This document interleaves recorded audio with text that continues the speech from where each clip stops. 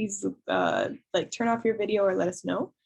And we would also like to take a moment of silence to acknowledge that UCSD stands on the land of Indigenous people. All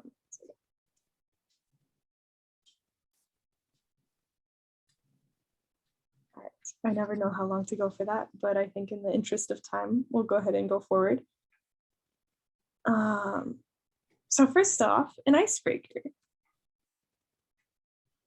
Yeah, so I kind of reuse this one.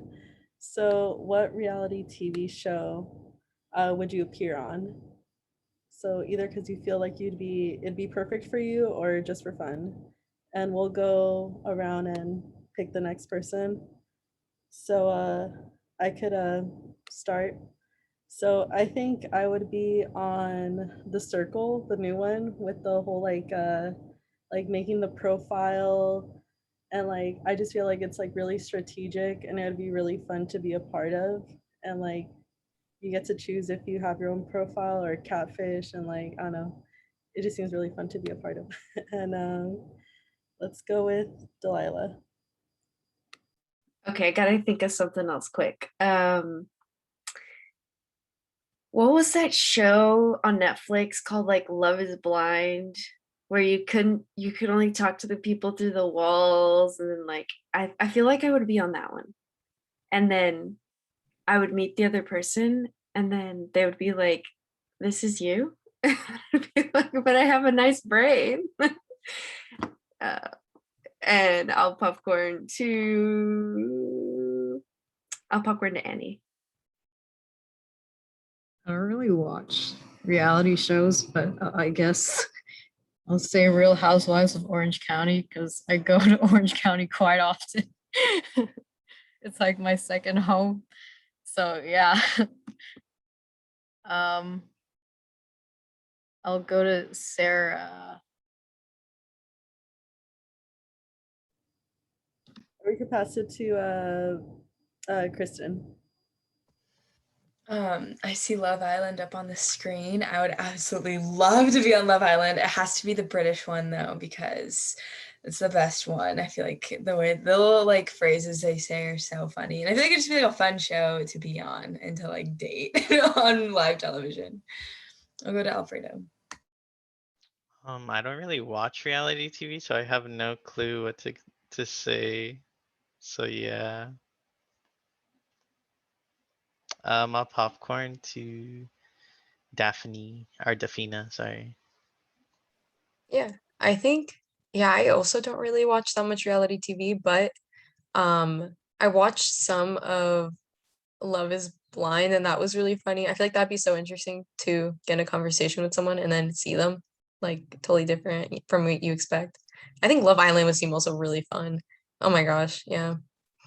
But yeah, I would popcorn to, I'm not sure who didn't go yet. I think, yeah, I'm not sure who didn't go yet. Feel free to speak. I think everyone's gone except me. So I'll just go ahead and say I also haven't seen that much reality TV, but of the ones I have seen, put me in Jersey Shore. Like, come on, they're just being paid to live it up. And they're so dumb, but you know, I can get with it. Just let me kill a couple brain cells and I'll be right there. I've been told I have approximate JWoww energy. I don't know if that's a compliment or an insult, but I will take it. Yeah.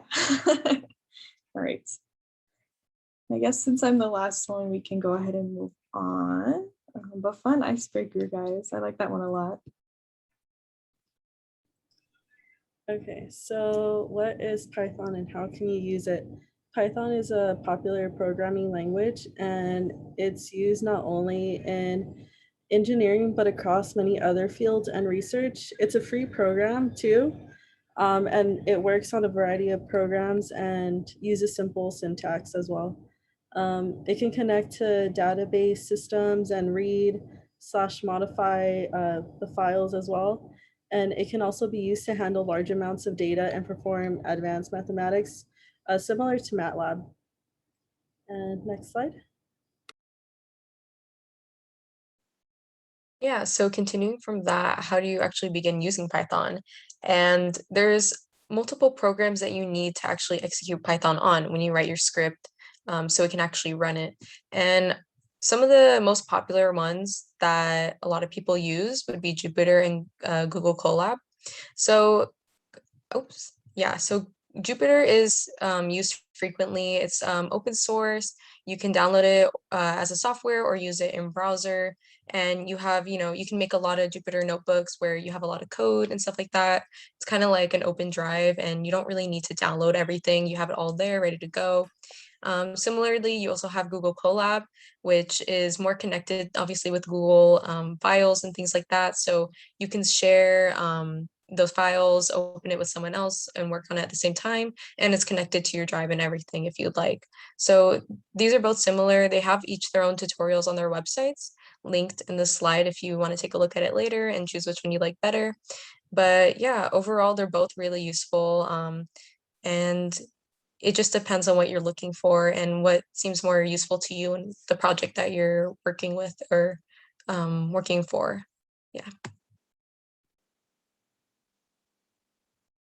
Yeah, I personally have been using Jupyter recently because my computer is really low on storage, so it's really helpful to have one that's browser-based.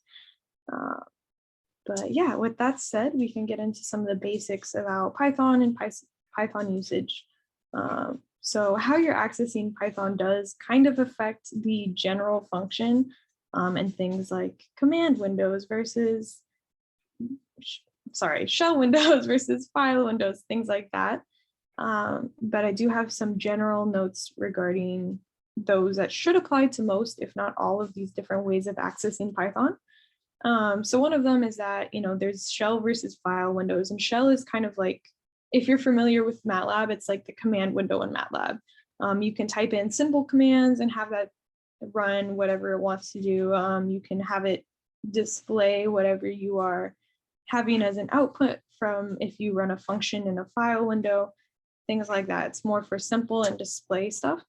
Whereas file windows, you can edit and save them. They're like the equivalent of scripts in MATLAB. Again, I'm going to assume that a lot of you have more experience with MATLAB than Python based on my own experience with engineering in UCSD. But yeah, files are, you can have more complex scripts running in there, and you can edit and save it at a later date. Another thing to note is that for most of these programs, you will need to save your file before running them. And then the Python file extension is .py. All right, so with that said, we can get into some of the basic syntax of Python. So starting with assigning variables, you can just do that with an equal sign. And you can assign both integers and strings to a variable. So you'll see in the example photo I have, I assigned 5 to the variable a, and then the string Python to the variable x.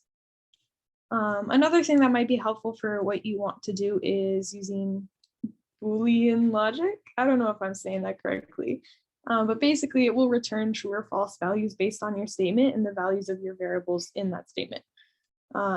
So that top one that you see there, it has 2 equal signs. So when you have 2 equal signs, that instead of assigning the value to the variable, it will compare them if it's equal. An exclamation equals is being not equal, and then the greater than or less than signs are as expected. And then you can also see in this photo here that pound or hashtag signs can be used to comment on your whatever you're writing in Python. So if you want to like make a note of what you're doing in that line, or have it be reproducible for other purposes, it's a really helpful tool. The next thing is strings. So I mentioned earlier that you can assign both integers and strings to a particular variable.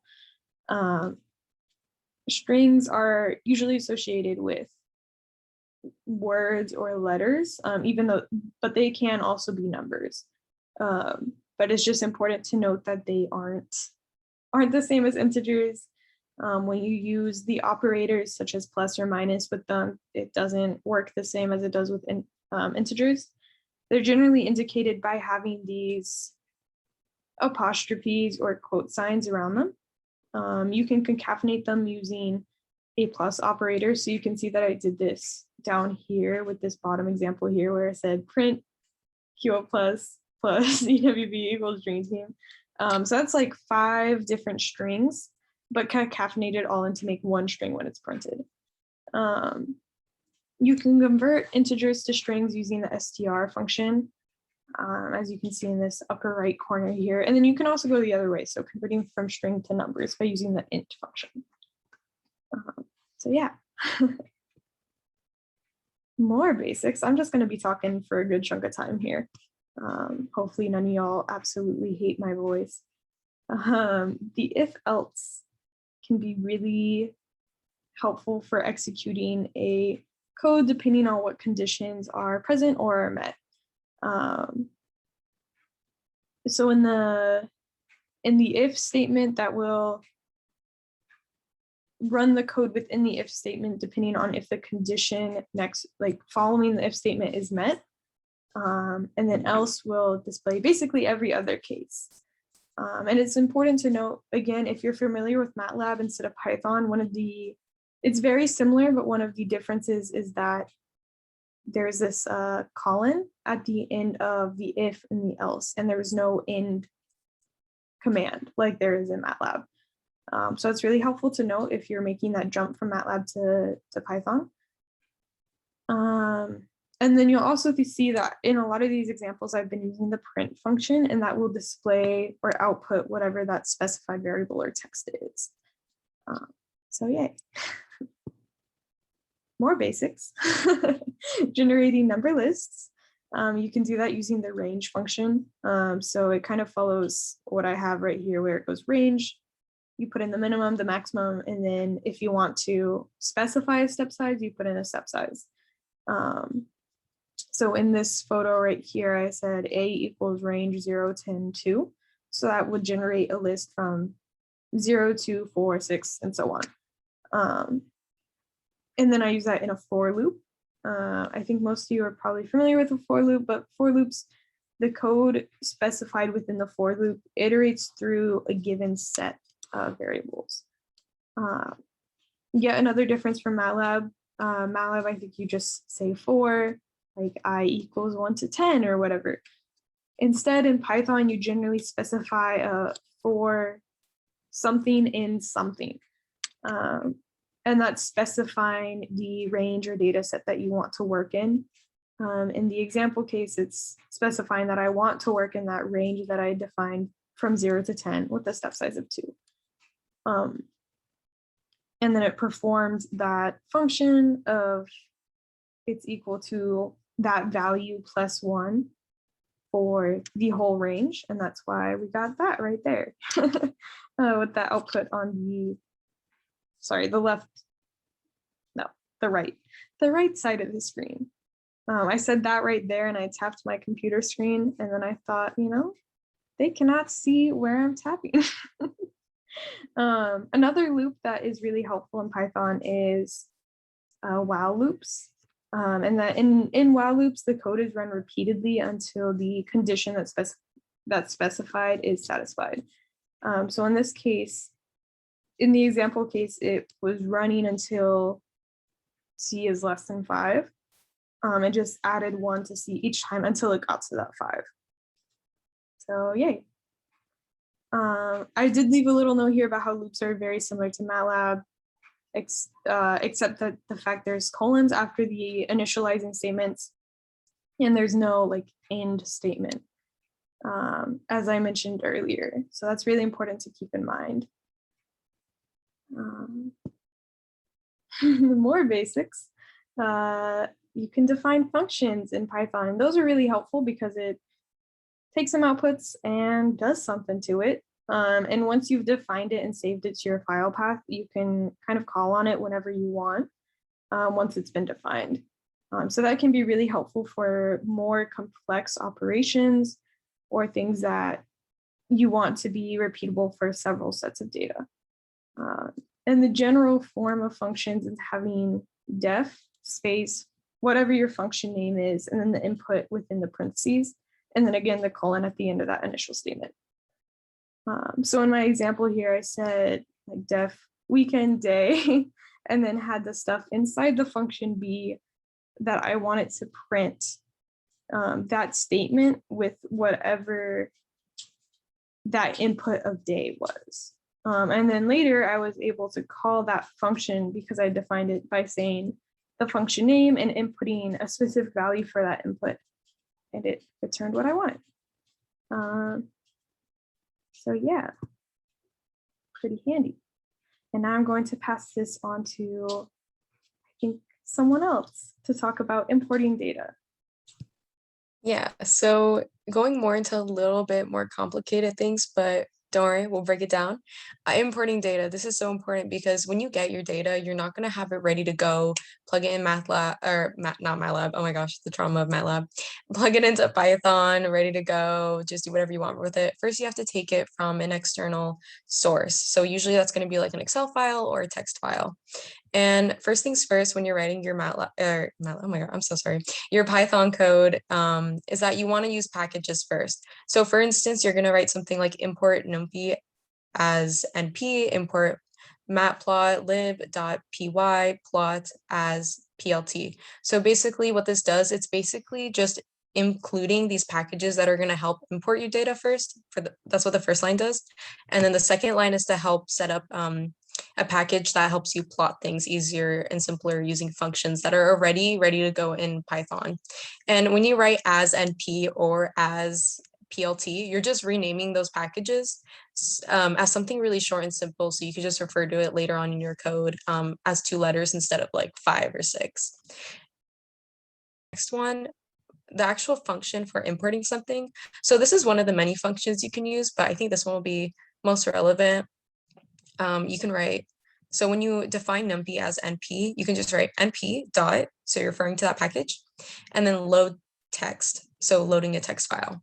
And then the in green, you can see the name, the file name. That's going to vary depending on what file you're actually using. And then you write dot text, so what type of file it is. And then you're also going to have delimiter. And then you can see a space in between these little apostrophes there. That's actually in that space, you're going to put a kind of character that's going to separate all your data, because usually in a text file you get all your variables and numbers just like in a row or separated by commas or something. So if you see in the example below, you have your data file called data file. You define it using a variable as data file. You load it into the function, and then your delimiter will be a comma. So that means it will separate all of your values and all of the data you have based on the commas where they are. And it'll individualize each of them as a separate value to use. So finally, then you're going to want to define your data. So when you're plotting something, for instance, you want to set what your X is and what your Y is. So one way you can do that is by putting in the name of your file, what you're referencing, and then you're going to put in brackets first the row number that you want, and then the column number that you want. So it goes by row and column. And if you look into the example, you can see that, let's say you want to define time, and let's say that this is going to be all of the columns in your data file. You're going to put a colon. Colon represents like, it's going to take all the rows that you want in your file. And then the second number, 0, it's going to take none of the columns. So you're only going to take everything in the rows, but nothing from any of the columns that you have. And you can do this variably too in the second example. Like, let's say you want everything from your rows and you only want columns 1 through 5. You put a range using that colon in between 1 and 5 to just get the columns 1 through 5. But you can also just do 1, 2 if you're taking from the first row, second column, and things like that. You can mess around with it and then define that as time or define that as whatever you want it to be. But yeah, so moving on then to plotting. Once you have all your data imported and set variables, all of that, onto the next slide for plotting, you can see that there is generally, this is a pretty simple format that seems to be used. It's pretty simple. I think this is the easiest way you can break it down. So first thing, you can just do PLT. So remember the package previously labeled as PLT for plotting. You just refer to that, you do plot, and then you want to put your X values first and then your Y values. And you see the space after it. That space is actually a thing you can use to characterize the line that you're fitting or the curve that you're fitting. You can make it red, blue, green, and just put in a letter there to represent that. It's basically just like changing the way your line looks that you're plotting, or the points that you're plotting. So second line, yeah, it's for making a legend. It's just pulling from the package. The legend automatically makes it ready to go. And you can see the spaces where these apostrophes are is for labeling what you want your X to represent and then what you want your Y to represent, like the titles. So that when it pops up on your plot, you can just see it ready to go. Whatever text you put in here, it'll show up on your plot in the figure. And then afterwards, yeah, just labeling your X and Y similarly. I think that .png is actually a mistake, so just ignore that.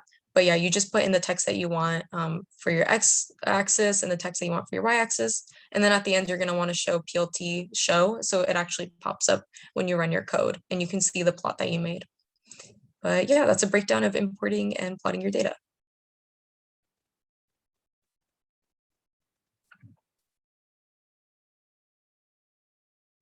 Sorry, I didn't realize I was muted. Thank you for that explanation of plotting, Dafina. We can go ahead and move on to practice exercises now that we've explained some of the basics with Python and all these different wonderful things that you can do in Python. And these practice exercises are meant to be done using either Python or one of the online sources that we provided earlier. And you can find them by saying, find them by clicking on the image in the slides. And I'm also going to go ahead and drop this link in the chat.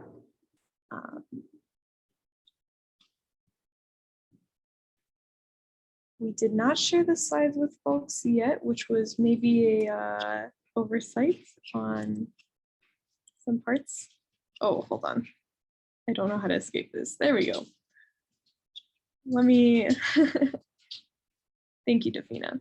Yeah. Is that the gotcha. link to the slides or just to the exercises?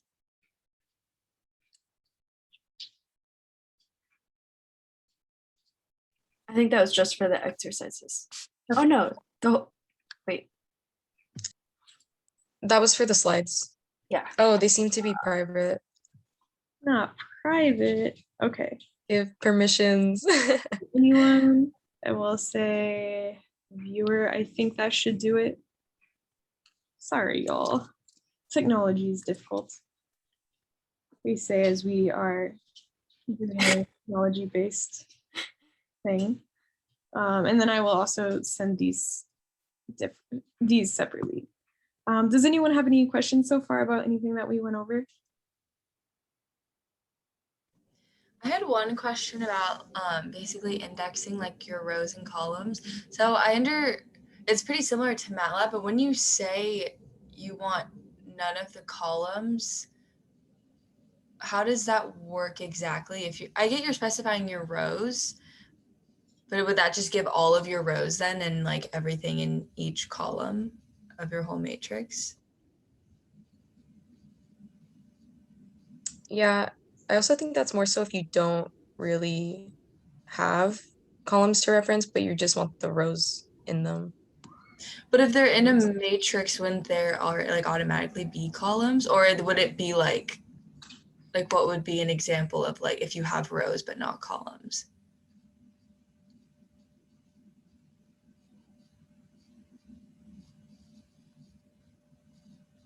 I think it would be if it's in like a connected like array. I think that's when it would only recognize it as like a row instead of columns, if that makes sense. Okay, cool. Yeah. But yeah, I think that, yeah, that probably was a unique example. But yeah, good question.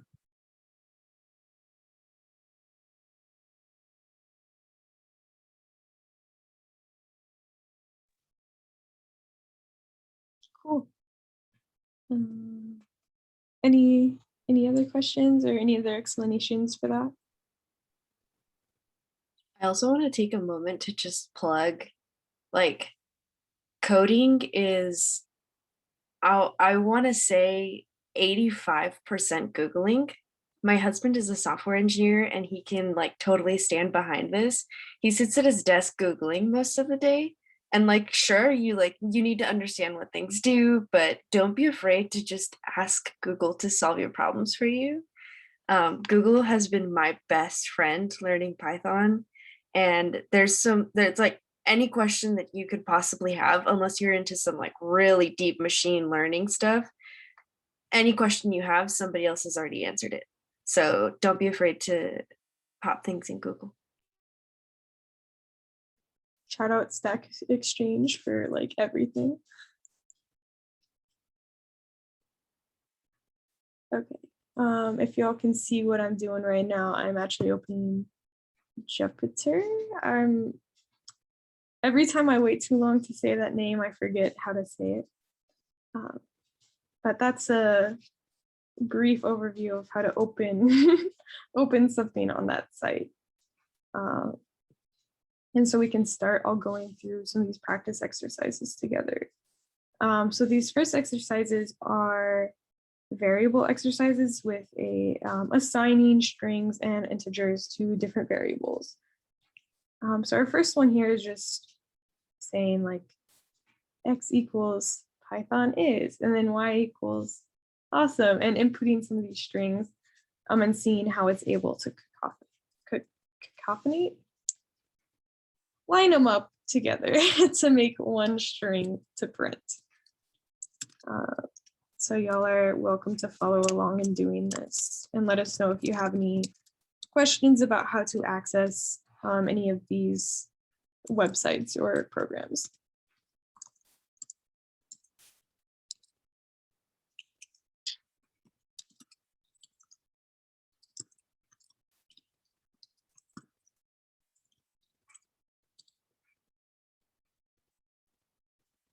Oops. Yay.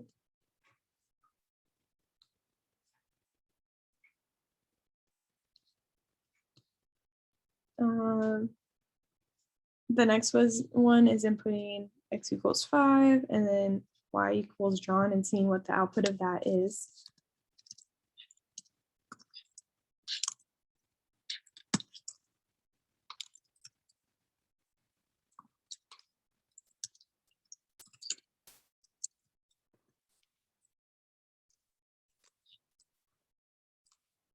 So do y'all have any ideas as to why this might not work?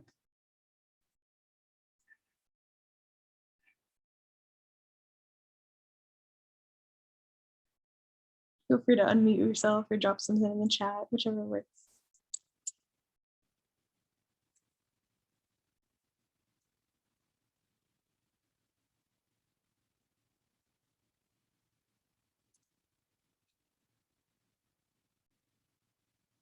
All right, so it doesn't work because one of them is an integer.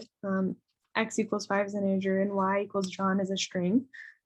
So we can fix this a variety of ways, either by just making this a string, or sorry, making this an integer like a normal person, or making both of them strings and having it cacophinated.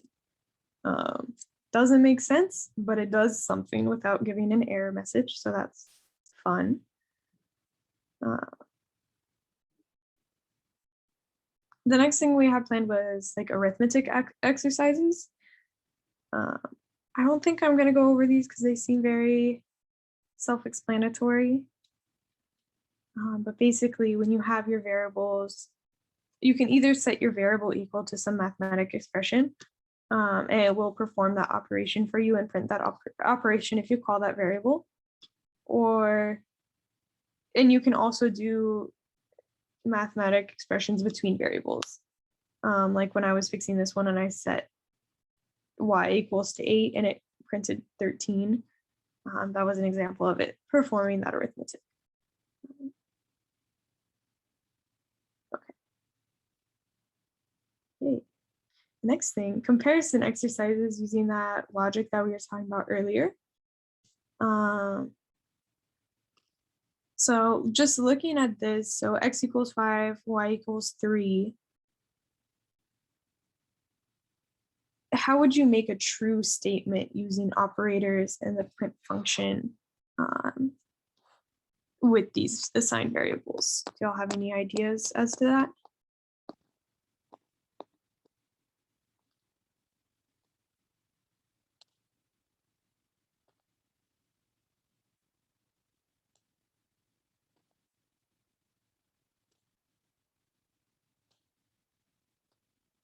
All right, fun. So when you want an output to be true from a logic operator, you make the statement true. So in the case of making a true statement using these operators, you could do something like X and Y aren't equal. So that would be an exclamation and then equal sign. Or you could do a X is greater than Y using the greater than symbol. And then for a false statement, again, just making something that is false, either using two double signs or double equal signs to indicate equality, or using a less than symbol, both of which would be true, would be false. Okay.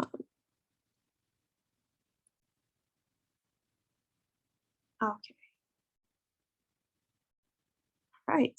This one I think is fun, and I would recommend that y'all try it out, because you can assign your name as a string to the variable name, and then to create a statement that prints the my name is blank. Kind of like hello world, but a little bit stepped up. So I'll go ahead and do that on here, but y'all should definitely follow along if you have this available. So yay, my name is Parker.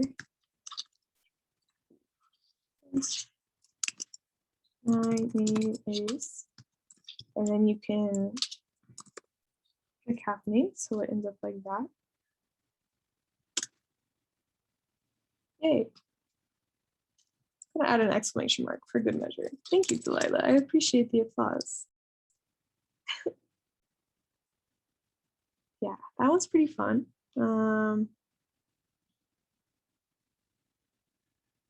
All right, then we have our if-else exercises. So these, again, as we were saying, the if-else will kind of respond based off what the values of your variables and what your conditions are. So in the case, depending on what you put in as your variables, you'll get a different printout. In this example, actually adds an additional function that I didn't discuss in our previous slides, which is the elif. So that allows you to provide more than one condition that kind of distinguishes from the else. You can have like a couple different conditions, and that allows you to have as many different outputs as is necessary for your system. So yay. I'll go ahead and write that one out too. Once again, please follow along. It's fun. So we'll say b equals 9.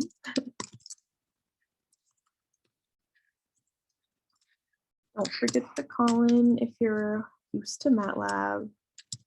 I forgot it when I was learning this, and it was very frustrating.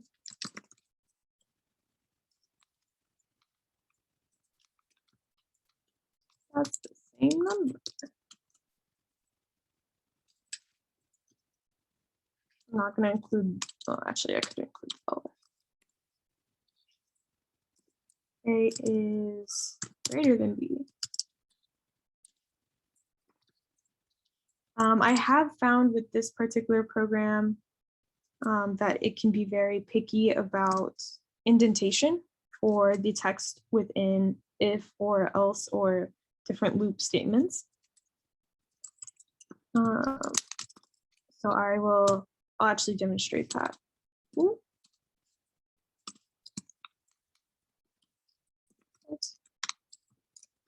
And the else statement is nice because it kind of just covers everything else. And you don't have to specify a condition for it. You can just say, yeah, it covers everything that hasn't been specified.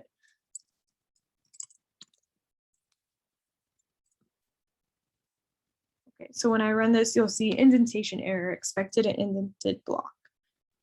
So it wants me to put this to its proper indented place, and now it'll work.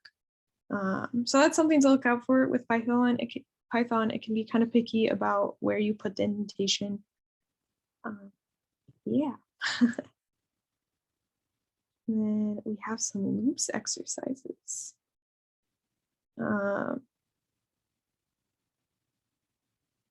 So for printing, so our loop exercise is to print numbers 0 to 10. And that is defining a range and having that be printed by a for statement.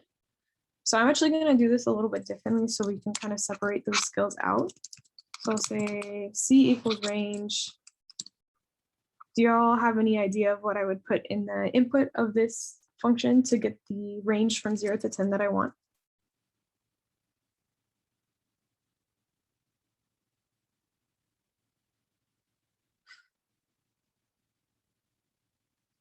Would you start with 0 or with 1?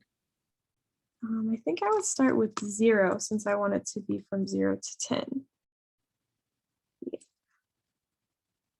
But I might be wrong about that. I think you have more Python experience. No. That was me throwing you a softball. You're good. The audience interaction.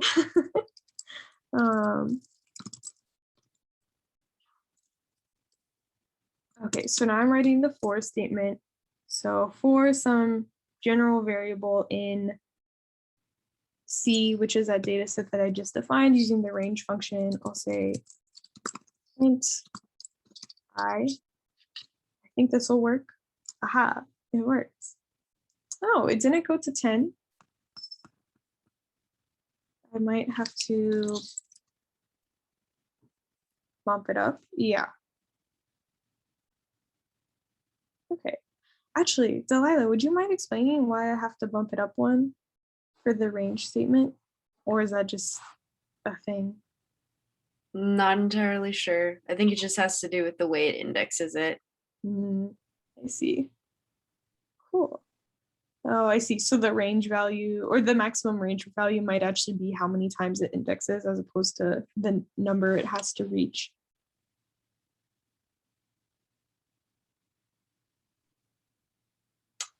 I don't know. You could try printing C by itself and seeing if it goes all the way to 10, if it's a for loop thing. Okay. Yeah, let me see. And I'm going to comment these out using the Not the percent. Yeah. Okay, range 0. That doesn't help. Come on. Right. Shout out Python for not printing out C. Thank you for that. Okay. Yeah, I guess if you want to see the different values of that kind of range, you kind of have to use a for loop. All right. And then the last thing we had was a function exercise. This is the standard hello world, but instead of hello world, it's hello your name. So ideally this function will take whatever name you have or whatever name you put in as the input and then print it so that whatever that input is when called, it will put out that statement of hello plus that name.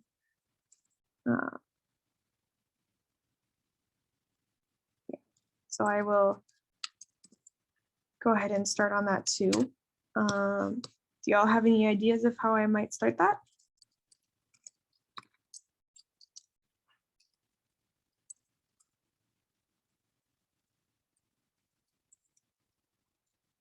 All right, I will just go ahead and do it. So in this case, I will be saying print using the string concatenation or however that's said as stated earlier. Last name. I'm going to make sure this turns into a string just in case it is entered as an integer. And then invalid syntax because I forgot the colon. There we go. And then now when I call this same, let's say hi to Delilah. Oops. Okay, hold on. I'm trying my best, y'all.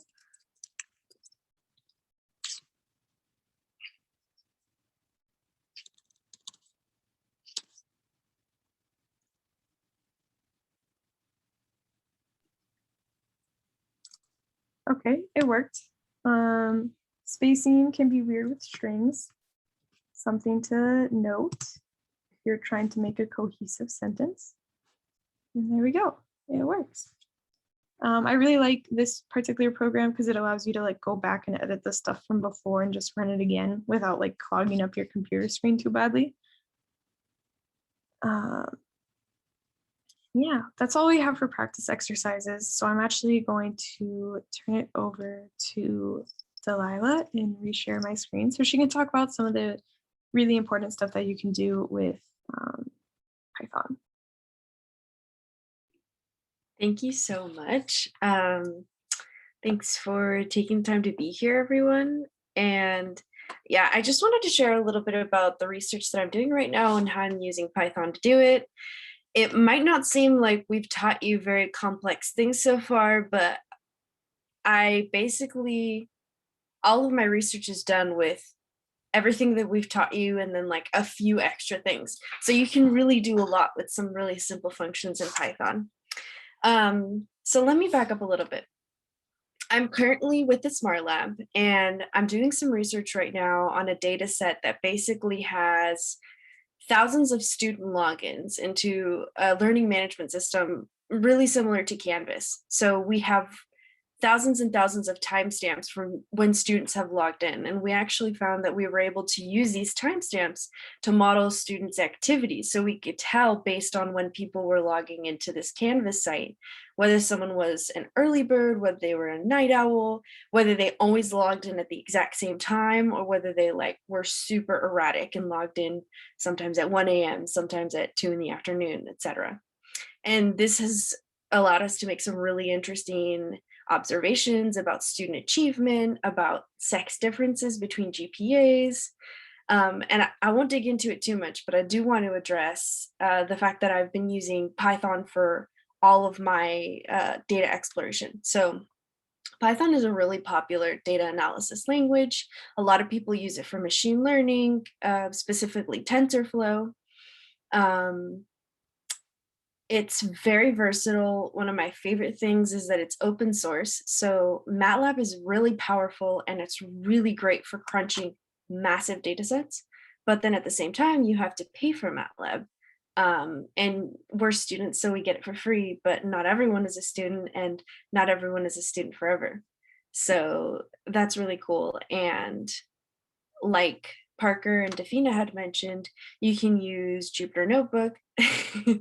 You can use Jupyter Notebook and you can use Google Collaboratory to basically collaborate on your code. And so with MATLAB, you have to send scripts back and forth. It's kind of, yeah, MATLAB is slowly getting pushed to the edges by research. People in like classes still use it. I don't know why, but it's becoming less and less popular for research.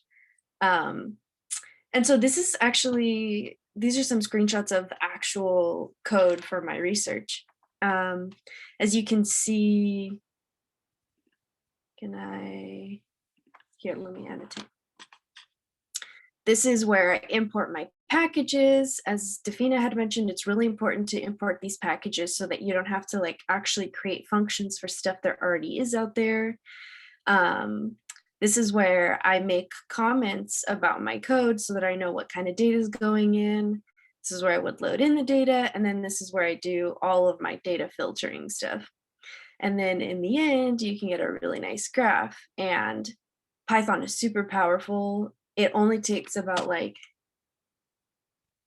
I don't know, it takes like 3 minutes to load in literally millions of timestamps for thousands of students. It's pretty amazing. And this is all happening like, you know, I personally use Google Colab So it's all happening on my Google Drive, which is kind of wild. Next slide, please. Cool. So I wanted to make this slide about like the most valuable functions for me in my research. And some of these, a lot of these have already been covered, but I still just want to reiterate them because they can really help you do some beautiful visualizations and just make your life easier in Python. So Tafina already said some of the stuff, but I'm just gonna like quickly repeat it because it's super important. The first would be, oh, green doesn't show up well. Here, let me use red. The first would be the packages. So I mostly use pandas. I definitely use matplotlib, which is all the plot stuff down here with the PLT. And I use NumPy and a few other packages that are a little bit more abstract. I won't get into those. But they make your life easier because you don't have to reinvent the wheel. You can just kind of like stand on the shoulders of the giants who created these functions. Never forget to import. I definitely have made a ton of mistakes just by not importing stuff. You can see that I import everything at the beginning so that it's not like scattered throughout my code in different lines. And then my preferred data loading method is read CSV, just because all the data that I deal with is in CSV files. There's definitely other data loading stuff that you can find on the internet. Don't forget, Google's your best friend. And then just the plot functions. You can create your legend, you can label your axes, you can label your title, and then input your data here. And then there's other stuff that could go in here. So if you're ever curious about like what more could go into a function, or like if you want to know about what the variables are that go into a function, you can always just Google something like, oh, that's blue. That's not going to show up. I'm typing, hold on, sorry.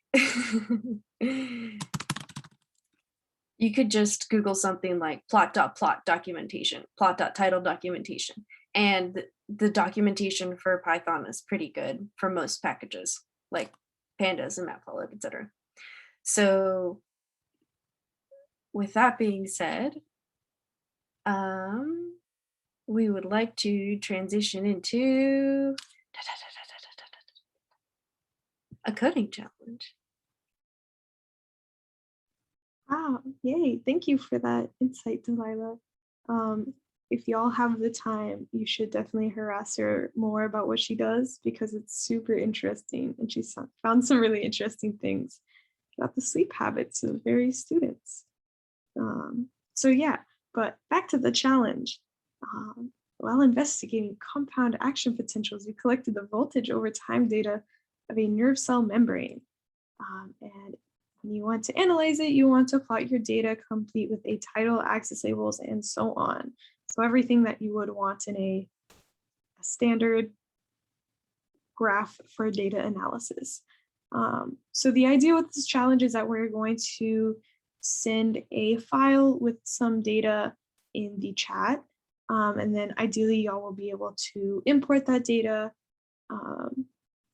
and plot it with all these different things and maybe like mess around with it to experiment as you'd like. And then I do want to say, for AI reasons, this was inspired by, and the data is from Bang 172 Discord. So yeah.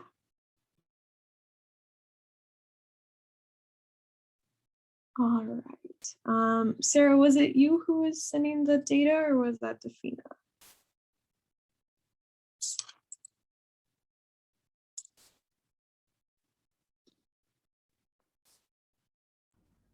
Crickets. The files. I did not get the files. So let me see. Hang tight, everyone. We are getting there. Yeah, give me a second. I'll try to get some ready. Yeah, I guess while they get that, we can go over some of the last slides of our presentation. So that way y'all can just work on the coding challenge and not have to worry about other slides. So we have a slide for additional resources right here. This image is a beginner's Python cheat sheet. It has a lot of really important functions in it.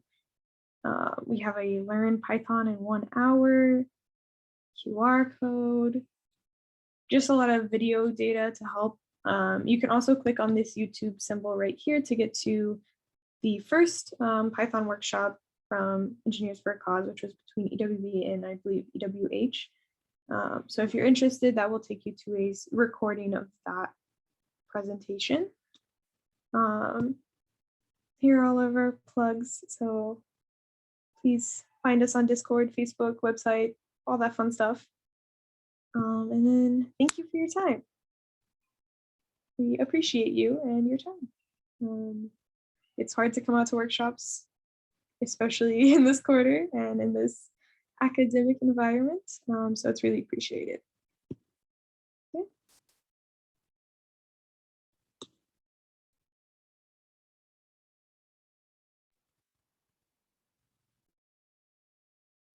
Should we stop recording? If I can figure out how to do that, yeah.